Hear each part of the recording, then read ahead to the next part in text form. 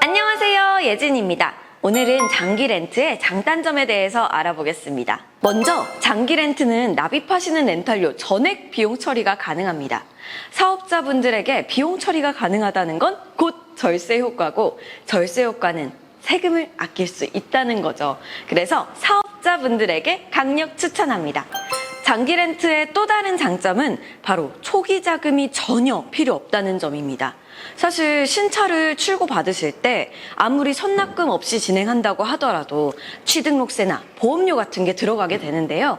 장기 렌트는 무보증으로 진행하게 되면 정말 단돈 1원도 들이지 않고 차를 출고받으실 수 있습니다.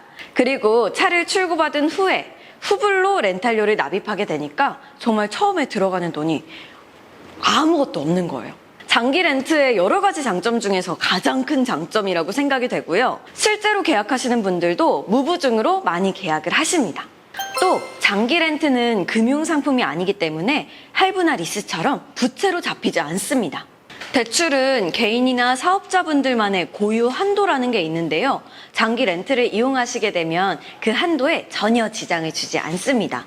요즘같이 여러 가지 이유로 자금 운용이 필요한 시기에 대출 한도를 차감시키는 그런 금융상품은 최대한 줄이시는 게 좋겠죠. 그리고 본인 명의 사업자 앞으로 많은 재산이 잡히면 안 되는 분들에게는 차량 운용하시기에 장기 렌트가 가장 좋습니다. 장기 렌트의 렌탈료 안에는 보험료랑 세금이 기본적으로 포함되어 있는데요. 보험은 단체 보험으로 들어가 있기 때문에 상당히 낮게 책정이 되어 있어요.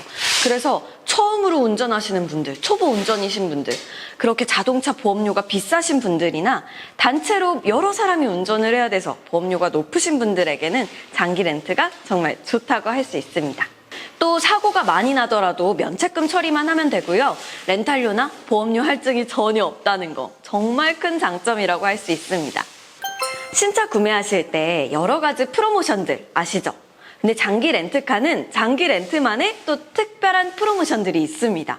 장기 렌트카는 B2B 방식, 기업 대 기업 간의 거래를 통해서 구매하기 때문에 프로모션뿐만 아니라 차량 출고 기간도 단축시킬 수가 있습니다. 원래는 몇 개월씩 기다려서 받아야 되는 차량도 장기 렌트로 하면 바로 출고받을 수도 있고요.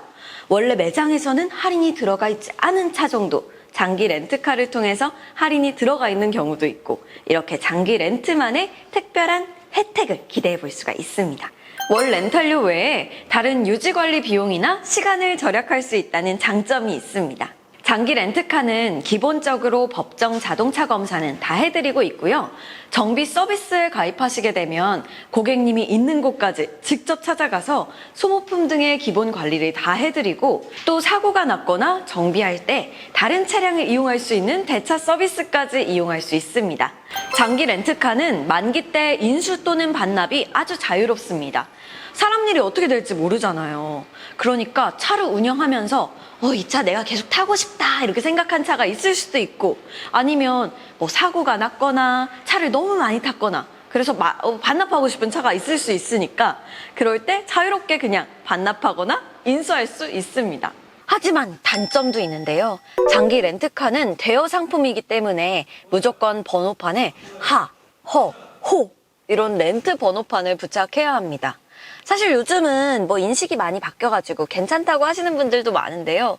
아직까지 좀 편견을 갖고 보시는 분들이 있긴 있더라고요.